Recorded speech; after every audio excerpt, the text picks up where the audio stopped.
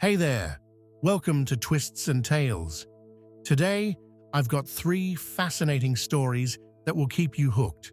So sit back, relax, and don't forget to subscribe and hit the like button. Let's dive in. Imagine waking up in a sterile, dimly lit room. Electrodes are attached to your head. Your thoughts are no longer your own. Scientists stand around you, observing, documenting, controlling. This isn't science fiction. This is reality. Science has given humanity miraculous advancements, but history also tells of horrifying experiments where ethics were abandoned and human lives were sacrificed in the name of research.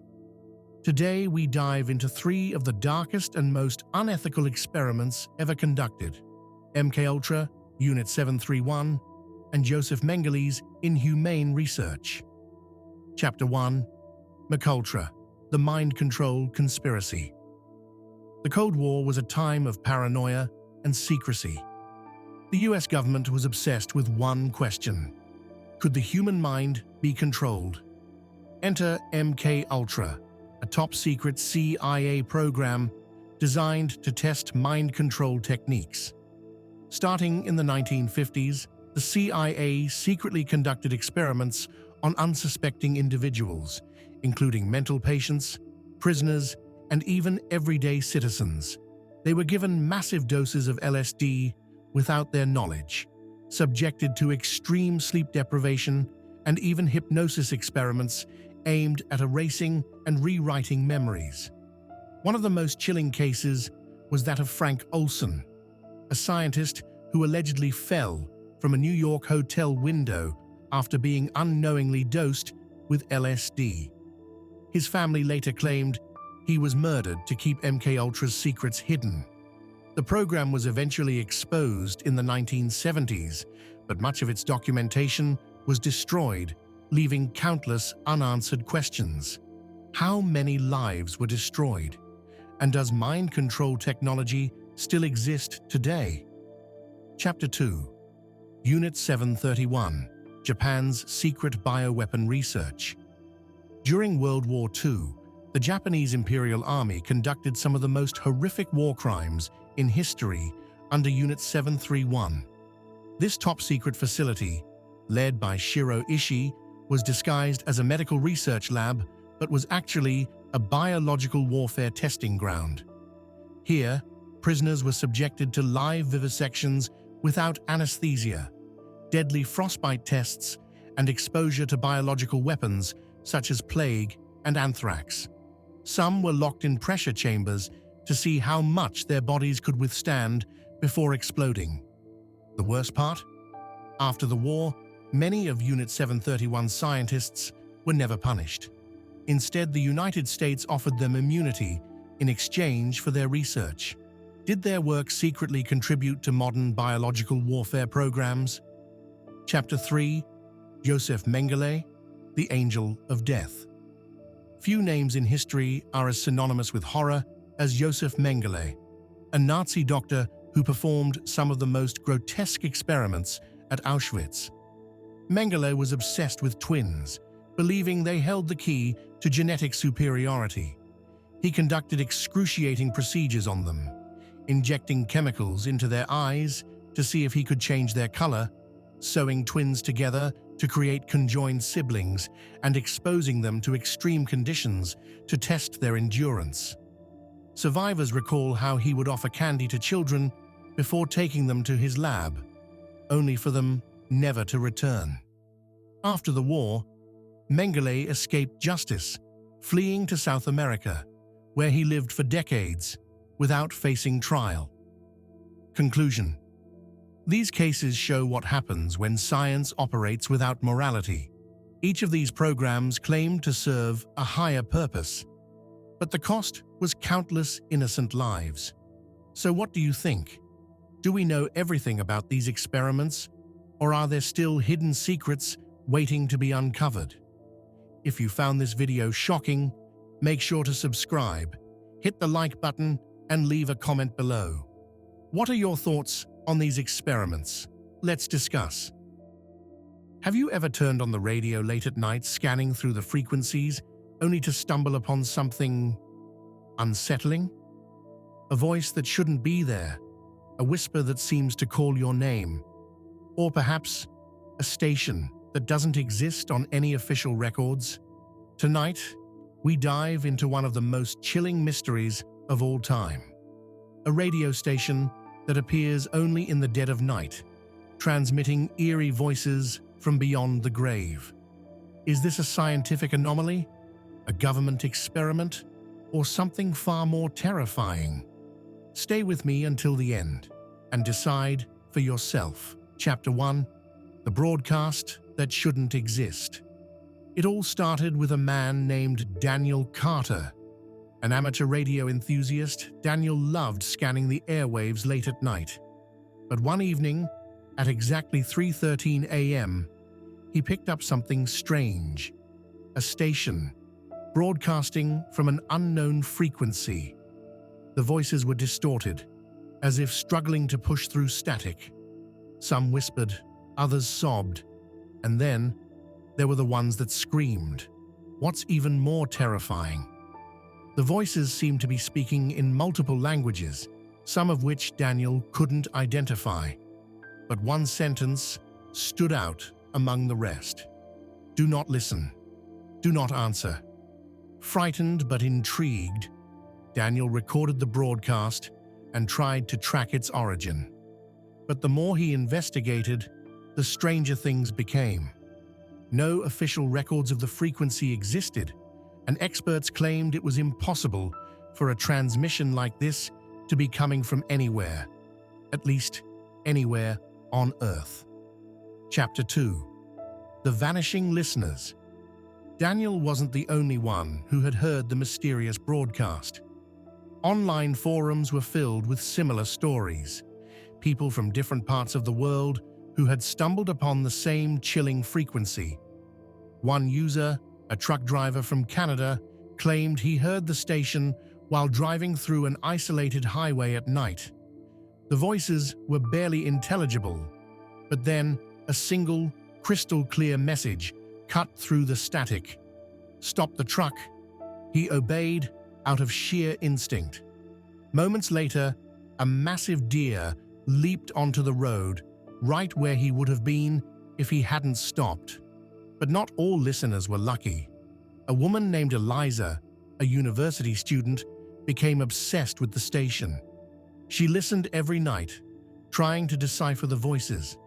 Then, one evening, she posted a final message in an online forum. I finally understand what they're saying. They want me to come home. She was never heard from again. Chapter 3: Government Cover-Up or Paranormal Phenomenon. As more reports surfaced, conspiracy theorists and paranormal researchers began to take notice. Some speculated that the station was an experiment in sound frequencies, a government project designed to manipulate human perception. Others believed it was a phenomenon known as an electronic voice phenomenon, EVP, where voices from the dead supposedly manifest through static and white noise. However, there was one chilling detail that no one could explain. Some listeners claimed to hear the voices of their deceased loved ones, calling out to them by name. Scientists attempted to rationalize it. Perhaps it was a case of mass hysteria or a shared hallucination caused by sleep deprivation. But if that were true, how did the station continue to broadcast night after night at exactly 3:13 a.m.? Chapter 4: The Final Transmission. Daniel Carter, the man who first recorded the station, continued his research despite the warnings. Then one night, he managed to capture a message that would haunt him forever. The voices were different this time, calmer, almost pleading. And then, in the middle of the noise, a name was spoken, his own. Daniel, it's not safe. Leave now. Terrified, Daniel turned off the radio and never listened again. He deleted all his recordings and disappeared from online forums. No one knows where he is today, but the station, it still broadcasts, and some say, if you listen closely enough, you might hear your own name being whispered through the static. Outro. So what do you think? Is this radio station a government cover-up, an audio illusion, or something far more sinister? Have you ever experienced an unexplainable radio signal? Let me know in the comments below. If you enjoyed this video, don't forget to like, subscribe, and hit that notification bell. I'll see you in the next mystery, unless, of course, the voices find me first. There are places on this earth that don't follow the usual rules of time and space. And then there's the forest that appears only at night, a place that defies all understanding. This forest is known by many names: the Twilight Forest, the Phantom Woods, or simply the Nightfall Enigma. But one thing is certain: this forest only exists after the sun sets. What makes this forest so unique? It's not just a tale of strange trees and eerie silence. It's a place that scientists can't explain, and local legends tell of its mysterious origins. Some say it's the result of an ancient curse. Others believe it's a gateway to another dimension. But one thing everyone can agree on: it's unlike any forest you've ever encountered. As the sun dips below the horizon, the forest begins to reveal itself, almost as if it's waking up. The trees seem to pulse with life, their branches moving in ways that defy the laws of nature. The ground beneath your feet feels soft, as though it's absorbing every step you take. It's a world that doesn't make sense, and yet it draws people in. In the heart of the Twilight Forest, there's an eerie glow that illuminates the path ahead. Some claim it's the spirits of the forest, while others think it's the reflection of some otherworldly force. The air is thick with whispers, and if you listen closely enough, you might hear voices calling your name, voices that shouldn't be there. But is this forest real, or is it simply a figment of the imagination? Let's dive into the theories surrounding this anomaly. Some believe that the forest is tied to the cycles of the moon.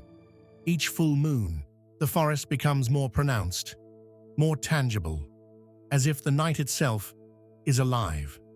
Others think it's connected to the energy of the earth. Perhaps the forest is a manifestation of the planet's hidden power, a place where reality itself begins to unravel. There's also the terrifying possibility that this forest might not even exist in our world. Could it be a doorway to another realm, a parallel dimension that only appears when the conditions are right? Some experts suggest that the forest is a result of a quantum anomaly, a tear in the fabric of reality that occurs only during the darkest hours of the night. But let's not forget the stories that locals tell. Over the years, many people have ventured into the Twilight Forest and never returned. Those who have come back report strange occurrences, time lapses, unexplainable feelings of dread, and vivid dreams of the forest even when they're miles away. It's as if the forest lingers with you long after you've left. There are even darker legends. Some say that the forest doesn't just appear, it calls to those who are destined to enter. Perhaps it's a place for lost souls, or a trap for those who dare to uncover its secrets. The eerie nature of this place has led some to believe that it has a consciousness of its own. Despite the terrifying myths and unexplained phenomena, people still venture into the forest. Some seek the truth, others just want to experience its eerie beauty, and a few may be searching for something beyond the grasp of ordinary reality. So, what do we make of all this? Is the Twilight Forest a real place? Or is it simply the product of wild imagination and ancient superstition? We may never know for sure. But the next time the sun sets and the night falls, remember that somewhere out there, in the dark corners of the world, there's a forest that only exists in the shadows, and it might just be waiting for you to step inside. If you've enjoyed this exploration of the Twilight Forest, don't forget to like, subscribe, and leave your thoughts in the comments below. Have you ever encountered a place like this? Or perhaps you have your own theories about what this forest might really be. Let's keep the conversation going. Thank you for watching.